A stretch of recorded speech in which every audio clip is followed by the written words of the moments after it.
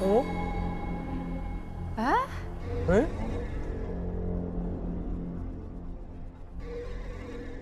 12살 이상의 국민의 8.7%? 이걸 계산을 하면은 2,100만이 넘어가는데요. 마약을 복용한 적이 있다고. 아. 필라델피아. 필라델피아. 뭐야? 뭐지? 왜 그랬죠? 뭐야? 좀비야? 아, 몸이 안 좋으신 것 같은데? 어? 에? 에?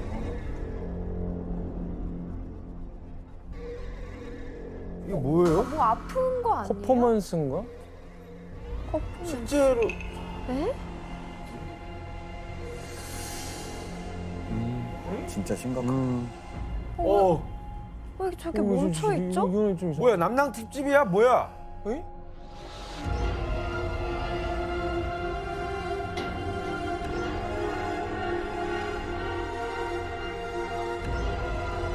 에? 영화 아니에요, 이거? 저 영화 아니에요. 이거. 영화는 아니고 실제 이야기. 진짜 영화예요? 실제 장면으로 저 연기가 아니라고요? 이해하시면 되겠습니다. 진짜로? 저 연기가 아니야? 어머나. 뭐야, 무슨 일이야? 주무시고 계신 것 같은데? 뭐야? 이게 무슨 일이야 진짜로? 네, 매우 심각한 상태인 듯 보이는데요. 마치 좀비 영화에서나 볼 법한 맞아요. 장면이 도심 한복판에서 벌어지고 있는 셈인데 사실 이 사람들에게는 공통점이 있다고 합니다.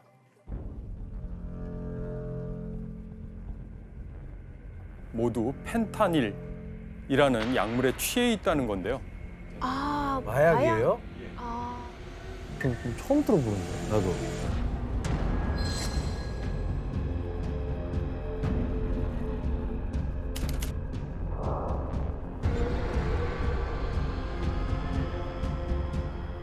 (2020년과 2021년에) 교통사고, 총기 사고 등을 제치고 코로나 감염을 빼면 미국인 사망 1위의 원인으로 등극했을 정도랍니다.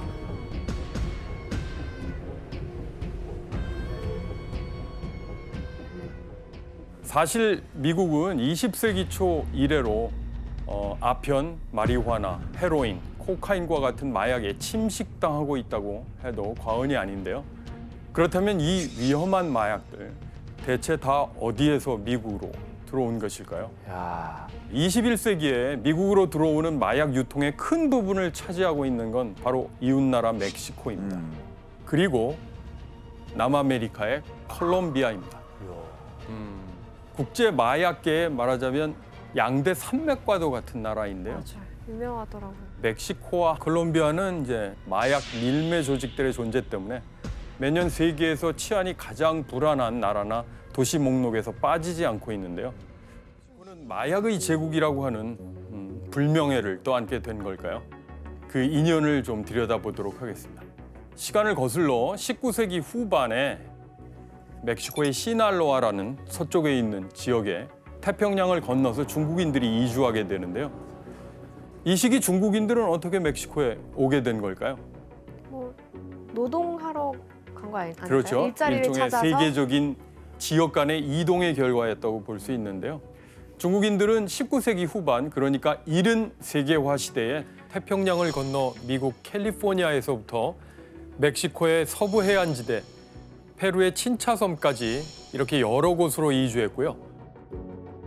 철도 건설에 투입되고 농업 노동자로 활동하게 됐거든요. 그런데 중국인들이 이 지역에 유입되면서 여러 가지 일을 가져옵니다. 그 중에 하나가 바로 오늘의 주제와 관련이 아편? 있겠죠. 양귀비 그렇죠. 같은. 예, 양귀비, 아편 양귀비 종자였다고 아. 하는데요. 아편 전쟁에서 배운 그 아편. 예.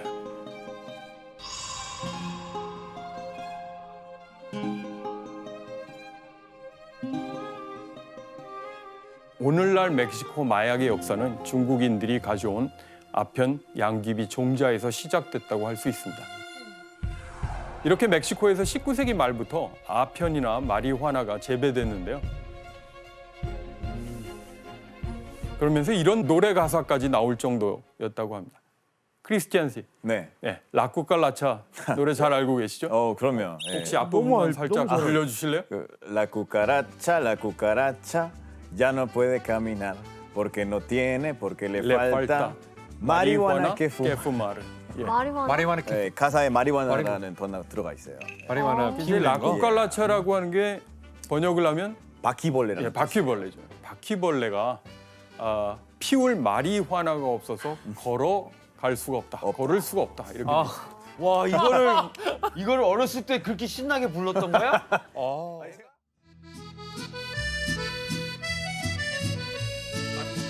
La cucaracha ya no puede caminar porque no tiene, porque le falta marihuana que fumar.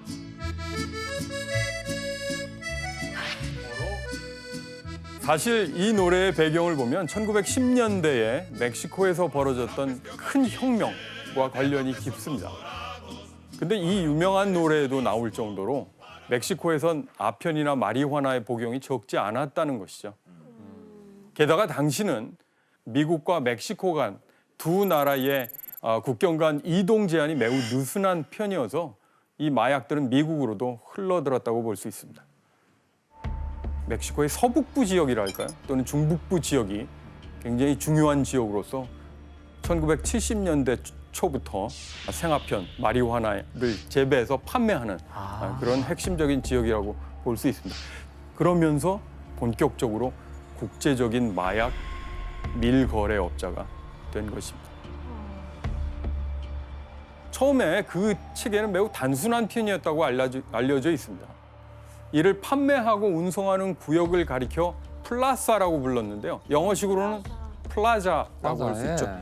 플라사. 당시 플라사의 규모는 작은 마을이나 도시 정도였다고 합니다. 그러다가 국경 도시 티후아나가 마약의 유입 경로로 자리 잡게 되고 멕시코에서 미국으로 유입되는 마리화나의 양은 1970년대 초만 하더라도 더 이상 두고 보기 어려운 수준에 이르렀다고 합니다. 하면은 당시에 그 미국 사람들이 저 그 마리화나를 얼마나 피운 거예요? 전체 마리화나 소비량의 50%에서 60%가 멕시코산이었고 마리화나를 그 사용하는 사람이 숫자는 150만 명을 넘었대요. 150만 명? 예, 엄청 많이 배웠죠. 그만했네요. 예. 이 시기 마리화나가 미국에서 사회적 문제로 떠오른 데는 당시 젊은이들 사이에 크게 유행했던 문화가 큰 영향을 미쳤습니다. 뭐였을까요? 사진으로 확인해 볼까요? 아, 히피 문화인가요? 히피네, 히피. 네. 사진 보니까 바로 히피라는 단어가 떠오르시는 모양인데요.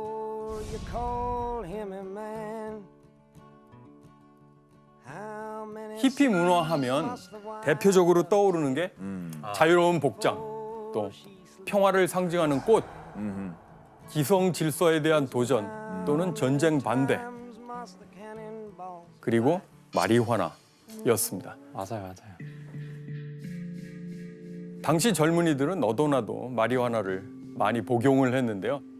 그런데 당시에 마리화나뿐 아니라 다른 마약 복용도 이제 점점 심각해지고 있었는데요.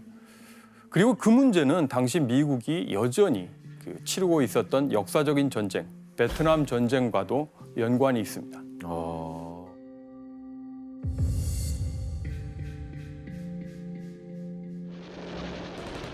베트남 전쟁 당시에 전쟁터에서 여러 가지 부상을 통해서 굉장히 아프면 결국 그걸 참기 위해서 진통제를 이제 맞게 되겠죠. 그런 마약성 진통제에 익숙해져 있던 참전 군인들이 미국으로 돌아와서도 그 마약을 끊지 못했던 것이죠. 그래서 사회적인 문제가 커졌던 것인데요. A congressional report has estimated that 10 to 15% of American servicemen in Indochina are heroin addicts.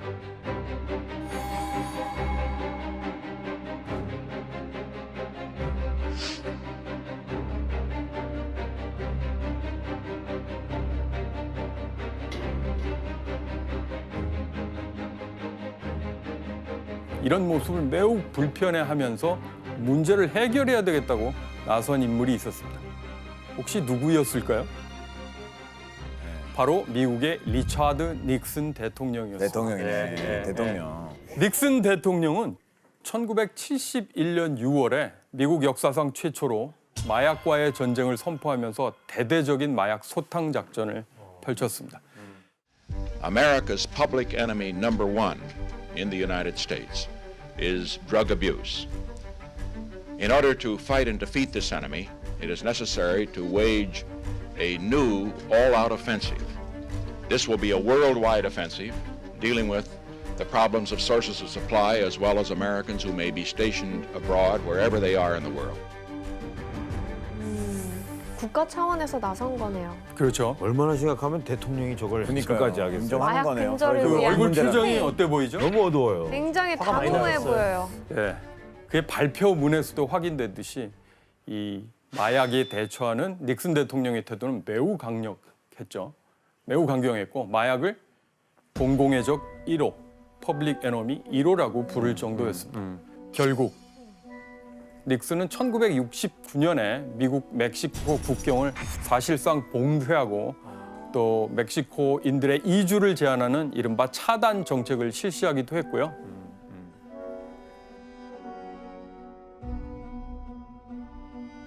특히 마약 문제 해결을 위해서 1973년 7월에 이 조직을 창설하기도 했습니다. 바로 DEA라고 하는 DA. 마약 단속반. 그러니까 마약 전담 번역을 하면 경찰관이죠. 미국의 마약 단속국 이렇게 이제 되는데요. 따로 생길 정도로 예.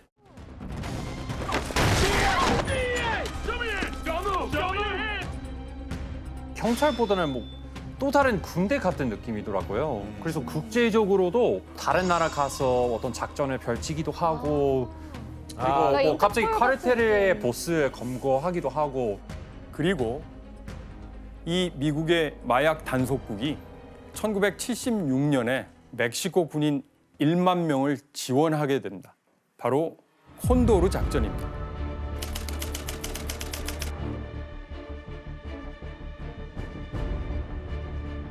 콘도르 작전을 통해서 미국의 DEA는 멕시코의 블랙호크 헬리콥터를 제공한다든가 해서 마리화나 초목에 제초제를 뿌리는 방식을 취한 것이었습니다.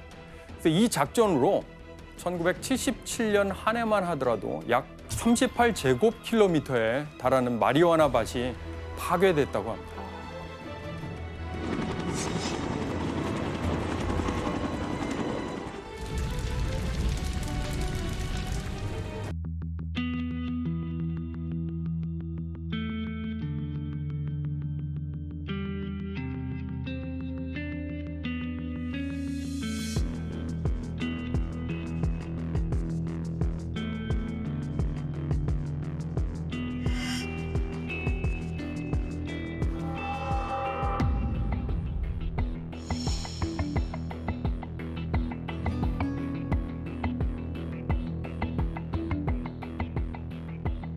이 시사 주간지 기사 내용에 코카인은 미국을 대표하는 마약이다. All American Drug. 미국을 대표하는 마약이 강한 눈보라처럼 몰아친다. 코카인에게 붙은 일종의 별칭 같은 게 화이트 레이디라는 맞아요. 것이죠. 화이트 레이디 있죠. 네. 그리고 당시 포드사 연 매출이 약 370억 달러였는데 미국 내 코카인 정매출이 비슷했다고 하더라고요. 근데 진짜 그 대기업 매출 수준이랑 비슷한 거네요, 진짜. 그런데 이런 상황에서 한 가지 문제가 더 발생하게 됩니다. 코카인이 크랙이라는 형태로 아, 미국에 들어오면서 상황이 더 심각해진 건데요. 이 크랙은 기존 코카인과는 달리 흡입하는 즉시에 환각 효과가 나타났고 중독성이 더 강하다고 알려져 있습니다. 또 가격이 좀 더 저렴했기 때문에 부유한 이들이 아니어도 구입이 가능했다고 합니다. 그래서 1982년에서 1985년 사이에 미국에서 크랙을 사용한 사람들이 160만 명에 달할 정도였습니다. It's just like, getting cookies at a store. You can go anywhere and get it. Good to go, good to go. Take him, move in.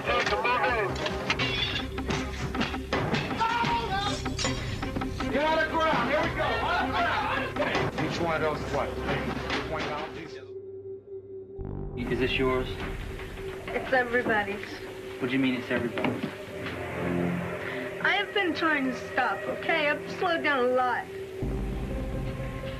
But it's not just something I can just stop and do right then and there, you know? I'm sorry. I'm not like everybody else. I just can't go and stop.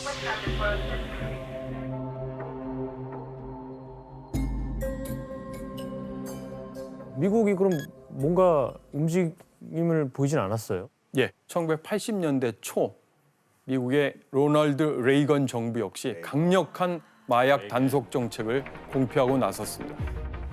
Drugs are menacing our society. 37 federal agencies are working together in a vigorous national effort. And by next year, our spending for drug law enforcement will have more than tripled from its 1981 levels. 레이건 정부가 추진한 마약 정책의 특징은 군사화와 공급 축소였습니다. 한마디로 마약 생산지에서 군대를 동원해서 아예 마약 재배 단계부터 싹을 자르는, 즉 원천 봉쇄하려는 방식이었습니다. 그리고 이 마약 문제에 레이건 대통령뿐 아니라 영부인 낸시 레이건까지 나서게 되는데요. There's a drug and alcohol abuse epidemic in this country, and no one is safe from it because it's aimed at destroying the brightness and life of the sons and daughters of the United States. And when it comes to drugs and alcohol, just say no. So, won't you join us in this great new national crusade? 이게 마약 퇴치 노래예요? 일종의 캠페인 영상인데요.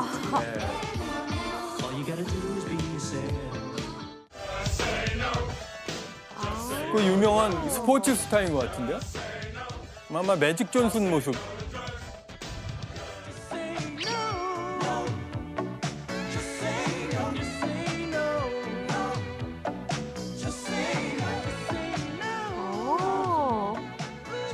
제가 어렸을 때 이런 거 많이 봤어요. TV에서. 네. 지금 보셨듯이 계속 반복되는 멘트가 있죠. Just say no. Just say no. 낸시 레이건은 그냥 아니라고 하세요. 캠페인을 시작했는데 당연히 이 캠페인은 마약 사용의 위험성을 강조하는 데 목적이 있었습니다. 그리고 이 캠페인 슬로건, 구호는 1980년대를 풍미하고 대표하는 정치적인 구호가 되었죠. 이렇게 레이건 정부는 마약 문제에 대해 강경책을 또 구사하기 시작했고요. 특히 마이애미 쪽으로 오는 밀매 통로를 완전히 차단해버렸습니다. 그렇다면 이런 레이건의 조치에 가장 큰 타격을 받은 사람은 누구였을까요? 카르텔이죠. 에스코바리죠. 예, 메데인 카르텔. 맞습니다. 바로 콜롬비아의 마약 카르텔이었는데요. 그들의 운송 통로가 막혀버린 것이죠. 그런데 이때 콜롬비아 카르텔의 문제를 어느 정도 해결해 줄 수 있는 또 다른 인물이 나타납니다. 그리고 그는 콜롬비아 마약 카르텔의 위기를 해결하는 동시에 멕시코 마약 카르텔의 역사를 바꿔놓는데요. 그 주인공은 바로 누굴까요? 그 주인공은 바로 미겔 앙헬 펠릭스 가야르도라는 인물입니다. 이것도 머그샷이네요. 펠릭스는 멕시코의 마약 카르텔을 설명할 때 보스 중에 보스. El jefe de jefes. 예, 바로 두목 중에 두목, 우두머리 중에 우두머리를 얘기하는 거고요. 멕시코 마약 카르텔의 초석을 다진 사람인 거네요. 맞습니다. 펠릭스는 1970년대 중반에 멕시코에서 두 번째로 큰 도시인 과달라하라를 중심으로 한 과달라하라 카르텔의 수장이 되었던 인물인데요. 그의 전직이 무엇이었을까요? 뭐였을 것 같아요? 설마 막 뭐 마약 단속반 출신 아니죠? 아니야. 정답. 지원 씨. 문제 아니지? 예, 퀴즈까지는 아닌데요. 그래도 손을 드셨으니까. 순간 문제인 줄 알았어. 경찰인가? 경찰인가? 정답입니다. 와. 그의 전직은 바로 멕시코의 연방 사법경찰이었습니다. 야. 경찰이 어쩌다가 경찰 출신이 범죄 조직을 말하자면 창설했다 또는 강화했다 뭐 이런 상황이 펼쳐진 거죠. 정확히 무슨 일을 했는데 이렇게 거물이 된 거예요? 이 펠릭스 가야르도의 등장 이전까지 멕시코 마약 사업에서 코카인은 두드러지지 않았습니다. 없었어요. 멕시코에 코카인. 그냥 마리화나. 그냥 예, 마리화나. 아편과 마리화나. 하지만 펠릭스는 미국의 마약 수요와 또 콜롬비아의 상황 변화에 굉장히 주목을 하게 됩니다. 첫 번째는 미국인들이 찾는 마약이 마리화나나 헤로인에서 코카인으로 바뀌고 있었다는 점. 두 번째는 미국의 압박으로 콜롬비아에서 미국으로 마약을 배송하는 해상 루트가 막히고 있었다는 점을 간파했던 거죠. 그래서 펠릭스는 플라사의 우두머리들, 수장들을 모아놓고 이렇게 얘기합니다. 미국에서 마리화나 대신 이제 코카인의 시대가 온다. 콜롬비아로부터 코카인을 들여와서 미국으로 배송하려면 멕시코 내의 플라사들이 체계적으로 움직여야 한다. 결국 펠릭스는 플라사 보스들을 설득하는 데 성공을 했고 멕시코 마약 유통망을 통합하고 그 유통망을 장악하기에 이른 것입니다. 그리고 펠릭스는 1980년대 중반에 원래 직접 미국으로 운송을 하고 있었던 콜롬비아 마약 카르텔에게 멕시코를 통한 새로운 육상 루트를 이용하자라는 중요한 제안을 하게 되는 거죠. 콜롬비아 카르텔의 답은 오케이였습니다. 이렇게 멕시코 카르텔은 콜롬비아에서 미국으로 향하는 코카인 배송의 브로커 역할을 맡게 된 셈입니다. 간략하게 정리를 하면 자, 코카인 1톤 요것을 간단한 화학적인 공정을 거쳐서 반죽으로 만들면 그것이 800달러에서 1000달러 수준으로 뛰게 됩니다. 그리고 결정화 과정을 거치고 멕시코에 도착하면 10,000달러에서 20,000달러까지 뛰게 됩니다. 와. 10배로 뛰어버리네요. 그리고 최종 소비자 가격, 즉 미국의 길거리에서 팔리는 수준을 추산해보면 또는 120,000달러에서 150,000달러로 상승한다고 하죠. 자, 이런 코카인 유통 경로는 1980년대 당시에 미국에서 소비된 코카인의 60%를 차지했답니다. 그러면서 펠릭스는 그 이용료를 상당히 두둑하게 챙기게 되겠죠. 와, 말도 안 된다. 한마디로 펠릭스와 그의 조직인 과달라하라 카르텔은 마약 카르텔 역사에 결정적인 역할을 한 셈입니다. 자, 그런데 저 진짜 펠릭스 가야르도에게 어느 날 예상치 못한 위기가 닥쳐오는데요. 펠릭스의 동업자로 라파엘 까로 낀테로라는 인물이 있었는데 이 사람이 미국의 마약 단속국 DEA 요원을 살해한 혐의로 체포된 것입니다.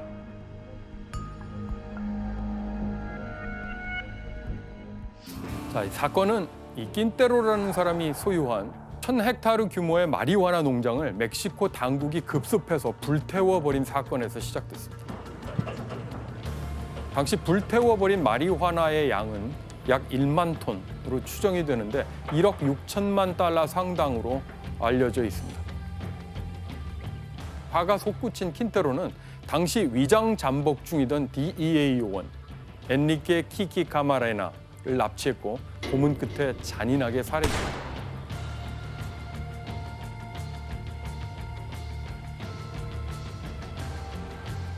실제로 그 코몬을 했던 그 집 뒷마당에서 거기서 이제 시체를 버리고 갔는데 그냥 대놓고 네 근육이 드러나 있었고 저기 창도 그렇고 다 그냥 실제 내부 기관들이 다 네, 나와 있었고 맞아요. 나와 있었고 머리 쪽에서도 드릴로 구멍을 뚫는 그런 흔적까지 있었는데 뭐 거의 악마적인 범죄인 셈인데요.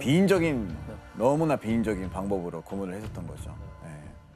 예, 이 사실을 알게 된 미국 정부는 어떻게 대응했습니까? 우선 레이건 대통령부터 나서서 이 사건에 대한 특별 담화문을 발표하는데요.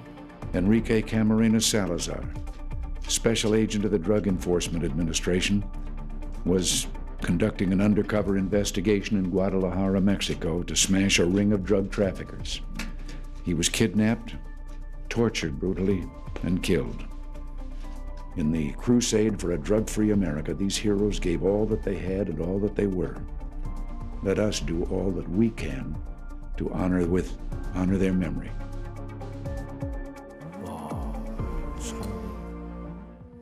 이렇게 레이건 대통령이 직접 나서서 까마레나 요원을 추모하고 또 미국을 마약 없는 세상으로 만들겠다고 다짐하잖아요. 그러면서 미국은 곧 응징에 나서게 됩니다. 미국은 멕시코 당국을 압박해서 작전 지휘권을 넘겨받고 멕시코 내에서 무장 추적 활동을 벌이게 됩니다. 1985년 3월에 FBI 요원들이 파견돼서 사실상 멕시코 경찰과 또 군병력 일부까지 지휘하는 셈입니다. 그래서 카르텔 두목들을 체포하게 되는데요. 특히 까마레나의 납치 용의자로 지목됐던 3명을 모두 잡았다고 합니다. 킨테로도 이 과정에서 체포됐고 결국 그는 DEA 요원을 납치하고 살해한 혐의로 40년형을 선고받게 되었습니다. 그리고 미국은 이 DEA 요원 살해 사건에 연루된 마약 카르텔들을 처단하는 데 그치지 않고 한 가지 더 해결책을 제시합니다. 숨진 요원의 희생을 기리기 위해서 1986년 10월에 새로운 마약법, 마약 남용 금지법이라고 알려진 법이 시행되는데요. 이 법의 주요 내용 중에 마약 단속을 위해서라면 당사국이 허락하지 않더라도 미국이 그 나라의 영토에 가서 독자적인 활동을 벌일 수 있다는 대목이 있었습니다. 그 때문인지 그 사건 이후로 미국 DEA 요원이 지금까지 살해당한 사례는 없다고 알려져 있습니다. 못 건드리는구나 이제. 멕시코의 마약왕 그 펠릭스는 어떻게 됐어요? 전방위적으로 이제 압박을 하는 사이에 그래서 펠릭스는 미국의 추적을 피하기 위해서 가족들과 잠적을 했는데 그 전에 그가 한 일이 있습니다. 자기 그 카르텔 영역을 조직의 부하들이나 자기의 친척, 지인들에게 분할해 준 것인데요. 그 뒤 과달라하레 카르텔은 티후아나, 시우다드 후아레스, 또 멕시코만, 골포라고 부르는 시날로아 등등 여러 곳의 카르텔로 분할 발전하게 됩니다. 그래서 이 펠릭스의 조직 분할 작업은 현재 멕시코 마약 카르텔의 출발점이라고 볼 수 있는 것이죠. 단독으로 하다가 독점으로 하다가 아예 그냥 프랜차이즈처럼. 프랜차이즈를 냈네. 아주 효과적인 비유였는데요. DEA 요원이 살해됐는데 또 미국이 강하게 거기에 응징하는 과정에서도 굉장히 역설적이게도 마약 카르텔을 곳곳에 확산시키는 또 계기를 마련하게 된 것입니다. 크리스티안 씨, 그 펠릭스는 절대 안 죽어도 안 잡혀요? 그 89년 4월에 그때는 잡혔어요. 잡혔어요? 네.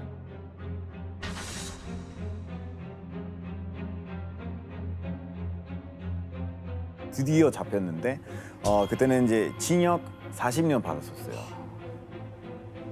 한 28년 정도 됐었을 때 다시 그 재심이 진행이 돼서 37년 추가됐다고요? 네, 징역이. 네. 그러면 총 77년형이에요? 그렇죠, 그렇죠. 못 나가죠, 그냥. 콜롬비아와는 달리 멕시코의 마약 카르텔들은 단일한 조직이라기보다는 여러 지역에 뿌리를 둔 느슨한 연합이라고 할까요? 거기에 이제 훨씬 가까웠던 거죠. 그래서 펠릭스 한 명이 사라진다고 해서 또 크게 타격을 받지는 않았던 거라고 볼 수 있습니다. 펠릭스의 카르텔 분할 과정에서 그야말로 역대급 마약 카르텔과 그 수장이 탄생하게 되는데요. 지금 꽤 오랜 기간 미국 수사기관의 지명수배 1순위이기도 했던 그 인물은 도대체 누구일까요? 또 뭐야? 또 누구야?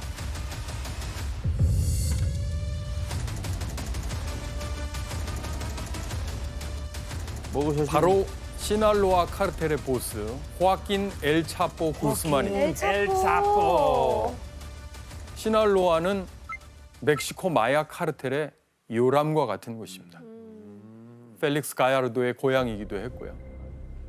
여기 이제 시날로아 그 아주 오랫동안 그 마약 생산 또 배송의 요람이라고 볼 수 있고요. 카르텔의 요람이라고 볼 수 있습니다. 그다음 이제 치와와 두랑고. 자, 그래서 이 셋을 가리켜서 멕시코의 골든 트라이앵글 인셈입니다. 여기로부터 국경지대까지 바로 이제 마약 생산과 운송의 중요한 루트가 되는데요. 미국으로 밀매되는 마약의 65%가 바로 이 시날로아 카르텔을 통해서 유통된다고 추정되었습니다. 끝이 없네, 끝이 없네. 이 막강한 카르텔의 수장이 호아킨 엘차포 구스만이었던 것이죠. 구스만이 그 펠릭스의 뒤를 이어서 이 카르텔을 발전시키고 있는 것 같은데 어떤 방식으로 이 시날로아 카르텔을 발전시킨 건가요? 예, 그가 했던 일은 육상 운송 루트를 새로운 방법으로 업그레이드 시켰다고 볼 수 있습니다. 바로 지하 터널을 만들어서 활용하는 방식이었고요. 땅으로 다녔다. 땅을 팠다고? 이런 식으로 지하 터널을 만들어서 이전보다 많은 양을 빠른 시간 내에 유통시킬 수 있었는데요. 아, 철로도 있네요. 되게 깔끔하게 놨네요. 깔끔하네요. 조명까지 있으니까 되게 잘 되어있는 것 같은데요. 아니, 잘 줘놨네. 저거를 짓는 동안 모른다고? 아무도 모르는 위치에서부터 시작해서 그 이제 아무도 모르는 위치에서 끝나는 거죠. 맞아요. 이 유통의 스케일이 남다르다는 생각이 드네요. 네, 정확한 표현이셨고요. 마약이 오고 가는 터널은 주로 멕시코와 미국 국경 사이에 집과 창고를 사서 지하를 뚫었다고 합니다. 멕시코의 티후아나에서 미국 샌디에고의 오타이 메사라고 하는 창고 구역까지 연결된 터널입니다. 그 길이가 730m였다고 하고요. 이렇게 구스만이 뚫어놓은 터널들은 최근까지도 곳곳에서 발견되고 있다고 합니다. 그러면 그렇게 해서 이송을 해서 이제 미국에 도착한 마약들은 뭐 또 그럼 그걸 유통해 줄 수 있는 사람이 또 있을 거 아니에요? 예. 현재로 보면 멕시코 마약 카르텔들은 밀수 업무를 담당하는 전문 인력들을 육성하면서 미리 확보하고 미국 내의 유통을 담당시키기 위해서 큰 도시, 예를 들어 로스앤젤레스, 댈러스, 시카고, 애틀란타 등의 거점을 두고 직접 유통을 해서 결국 수익을 높이는 방식이죠. 예, 그러고 있다고 합니다. 그런데 이렇게 구스만이 은밀하게 자신의 마약 제국을 넓혀가면서 엄청난 부를 쌓고 있는 와중에 마약 카르텔의 존재를 멕시코 국민들에게 확연히 드러낸 충격적인 사건이 하나 벌어집니다.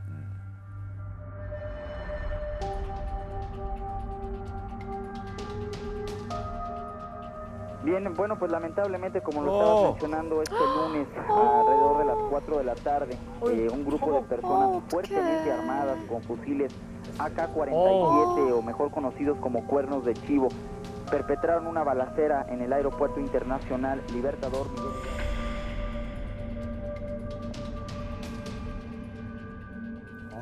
아, 미쳤네. 사건의 내막은 이렇습니다. 구스만이 시날로아 카르텔의 그 두목이었다고 말씀드렸는데 그 시날로아 카르텔과 경쟁 관계에 있던 티후아나 카르텔 쪽 사람들이 구스만이 과달라하라 공항에 도착했을 때 거기에서 이제 비행기에 탑승할 거라고 하는 정보를 입수하게 돼요. 그리고 구스만이 탄 차를 향해서 이제 총탄을 난사한 셈인데요. 근데 문제는 그 차에 타고 있었던 사람이 구스만이 아니라 바로 오캄포 추기경이었다는 거죠. 아마 차 같은 모델을 타고 있었는데 그 차, 추기경이 타신 차를 구스만의 차라고 오인한 이 청부업자들이 총을 발사한 아이고. 탓이었던 것입니다. 무슨 죄야 그게, 추기경이. 멕시코 마약 카르텔의 세력 다툼에 추기경이 희생되고 만 것인데요. 이 비극적인 사고로 멕시코 사회는 큰 충격에 휩싸였습니다. A fin de que purificado de toda culpa, lo hagas sentar junto a él en la mesa de tu reino. Por nuestro Señor Jesucristo, tu Hijo, que siendo Dios vive y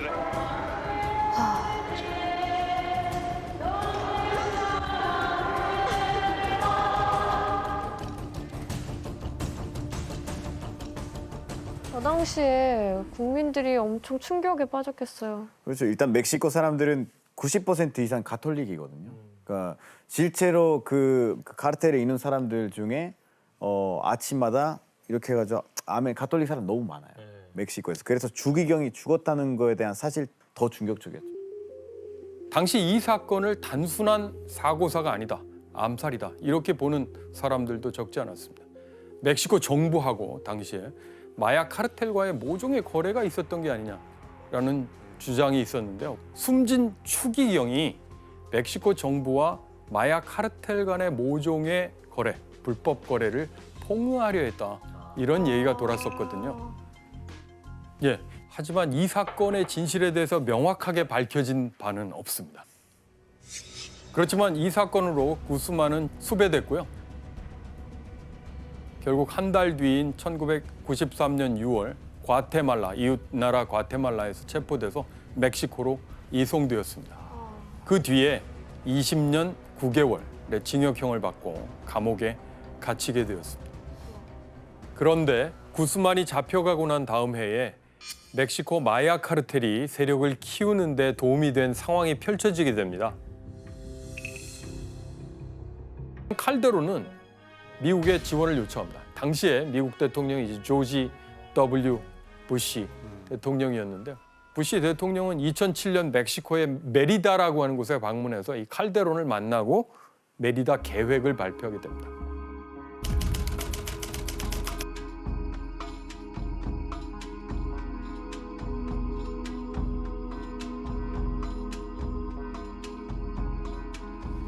We discussed ways to make our nation safer, both nations safer, and both nations prosperous.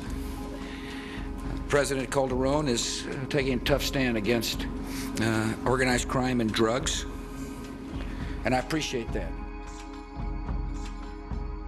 준 14억은 주로 마약 단속 프로그램에 대한 지원이었어요. 그 마약 단속 기관 강화를 위한 미국이 그 무기와 그 장비, 쓰는 장비나 그리고 그 훈련 프로그램 이외에서 그 돈 줬죠.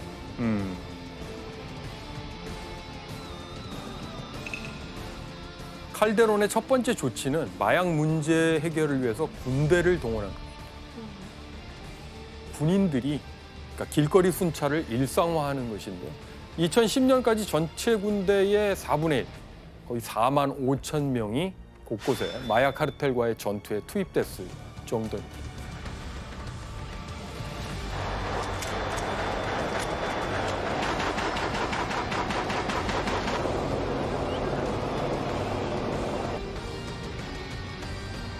칼데론이 마약 문제 척결을 위해 선택한 두 번째 방법은 바로 마약 카르텔의 수장들을 제거하는 것이었습니다.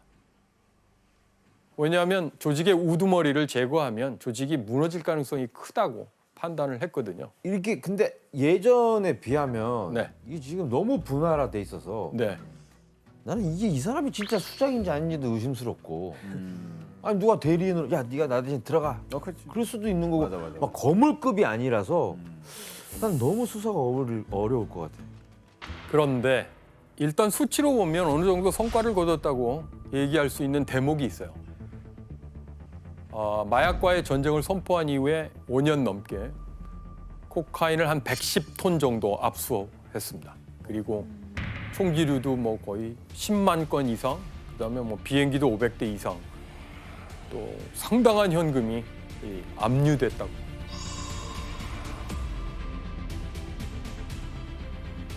비행기가 500대가 있었어요? 예. 또 2010년까지 한 4년 동안인데 조직원들이 거의 380명 정도 범죄인 인도 조약에 따라 미국으로 넘겨졌다고 합니다. 어느 정도 성과가 있으면 뭐 멕시코 정부가 이제 승리한 거네요. 거의 뭐 이제 마약과의 전쟁에서. 그런데 전반적인 평가에 따르면 칼데론 정부의 마약과의 전쟁은 사실 성공보다는 실패에 가깝습니다.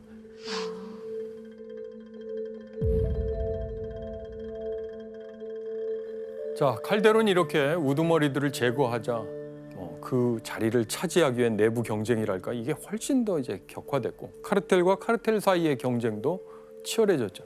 그래서 2006년에 한 6개쯤으로 추산되던 주요 마약 카르텔의 숫자가 2015년에는 9개, 2021년에는 뭐 16개, 좀 다른 추산도 있습니다만 그렇게 이제 확대가 됩니다. 야, 정말 라쿠카라차 맞네요. 바퀴벌레네. 안 죽네. 말이 되는 거죠. 자, 문제는 또 목숨을 잃은 사람 중에 무고한 민간이 너무 많았다는 거죠. 어떤 일이 벌어졌는지 영상으로 한번 확인해 볼까요? 그냥 막 깔겼나 보다.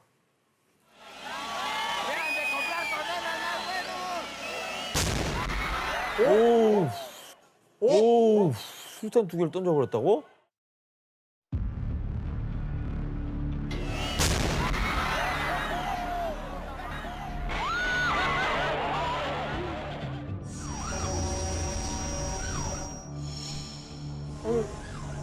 suena una sirena. Comienza el traslado a los hospitales. 진짜 많이 나왔죠 이거. Una mujer en una silla. 힘을 과시하려고 테러를 한다고요? 자신의 힘을 왜 저런 힘없는 여기 어떤 시민한테 갱단 이름이 나오는데요. 로스제타스 갱단? 와.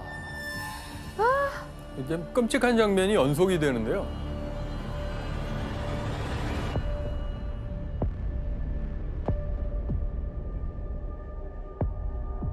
경쟁 중인 마약 카르텔 대원이라 할까? 거길 굉장히 강력하게 말하자면 이제 다툼을 벌이는 거고요. 그 와중에 무고한 시민들도 상당수 희생된다는 게 문제인 거죠. 6년간의 마약 문제 척결 과정에서 약 6만 명이 사망한 걸로 알려졌는데 실제로는 더 많을 것으로 추정됩니다. 야, 살벌한 나라인데 우리 크리스티안은 밝고 잘 자랐네. 아니 근데 가끔씩 한국 사람들은 오해하는 부분이 뭐냐면 그냥 멕시코 가는 것만으로도 마피아를 볼 수 있다, 만날 수 있다, 아니면 당할 수 있다.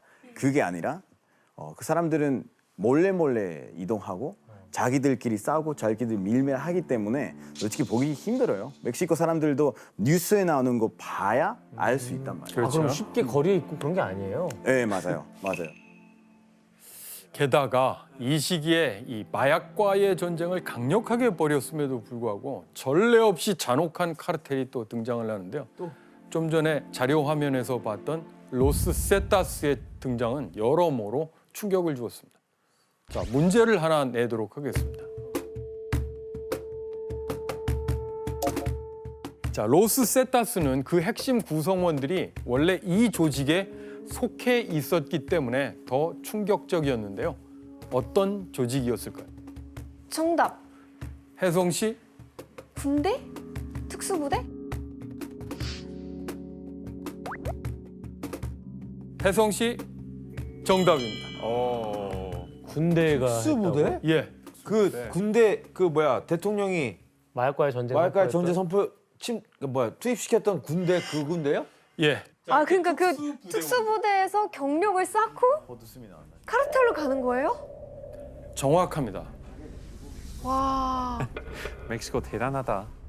특수 부대원인이 어땠겠어요? 전투 기술이나 역량이라고 하는 것은 예전과 다르게 아니에요. 상당히 높은 수준이었을 거고 그 자체로서 엄청난 두려움의 대상이 된 것인데요. 그리고 또 로스 세타스는 일종의 구인 플래카드까지 내걸기도 했다는데요. 어떤 내용인지 한 사진으로 볼까요? 구인 플래카드? 크리스티안 씨? 해석해 드릴게요. 전화번호 이거는 있어. 어떤 거냐면 여기는 이제 로세타스 모집하고 있습니다. 당신을 원한다. 군인, 엑스 군인 다 가능. 네. 와. 월급도 좋고 음식도 주고 가족도 돌봐준다. 돌봐준다.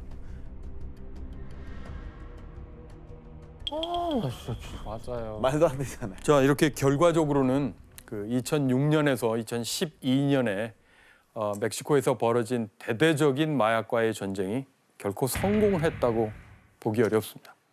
완전 실패인데요.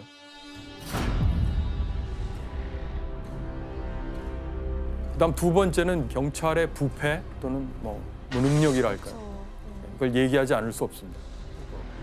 멕시코 경찰의 부패가 어떤 수준이냐 하면 2001년에 창설된 검찰청 산하의 수사기관이 있는데요. 그 부패 혐의로 아예 2009년 6월에 그 조직 자체가 해체됩니다.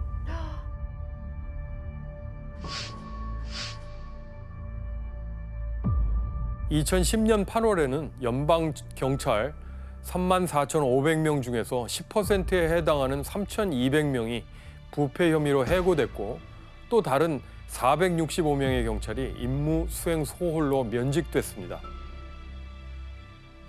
이런 뭐랄까요? 어마어마하네. 마약 카르텔을 상대할 경찰이 부패하거나 이제 스스로를 보호할 능력이 없다라고 하는 건 대단히 뼈아픈 현실이라고 볼 수 있고요. 근데 지금 이 일이 너무 오랫동안, 너무 옛날 동안 이제 벌어지고 왔던 일이기 때문에 지금 컨트롤하기에는 조금 힘들긴 해요. 특히 그때 칼데론 대통령이 있었을 때 우리 대통령 중에 제일 가장 많이 욕먹었던 사람이에요.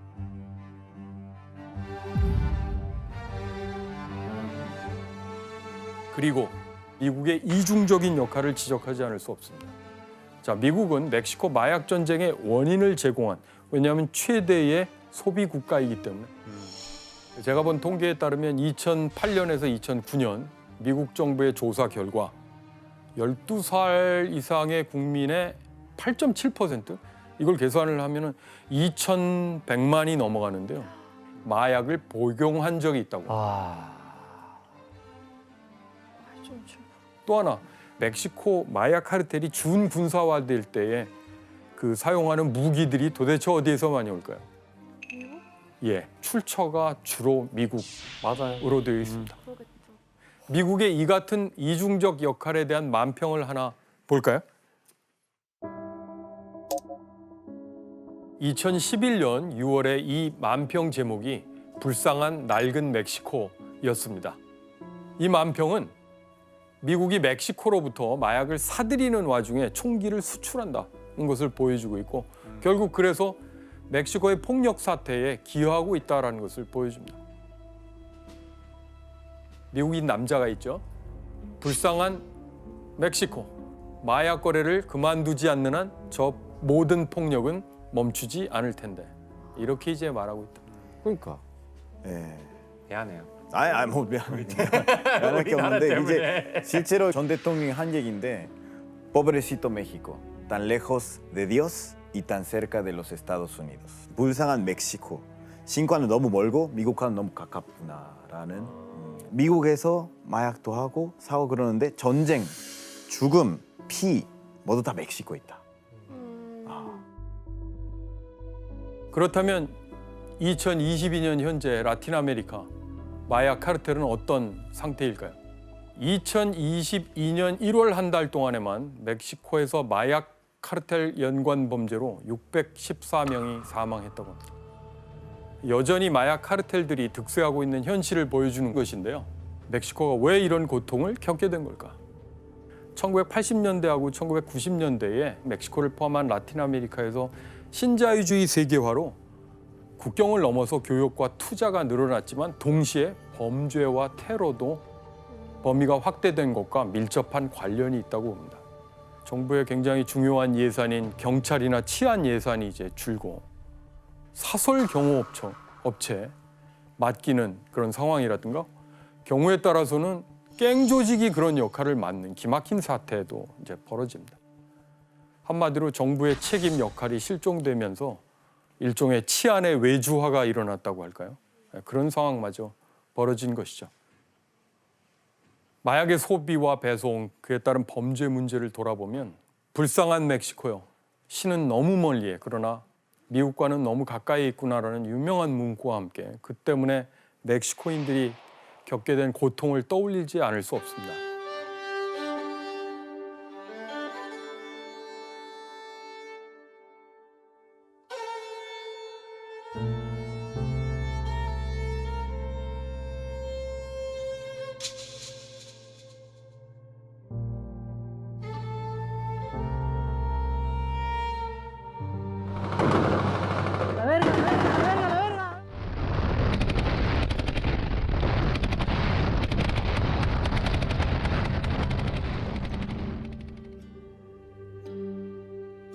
과연 안전하고 건강한 국민의 삶을 위해서 국가의 공적인 책임 범위가 어디까지여야 하는지, 그리고 끝으로 마약이 한 개인의 삶은 물론이고 때로는 국가 전체를 병들게 하고 무너뜨릴 수 있다는 이 사실 앞에 더 경각심을 가져야 되지 않을까 생각합니다.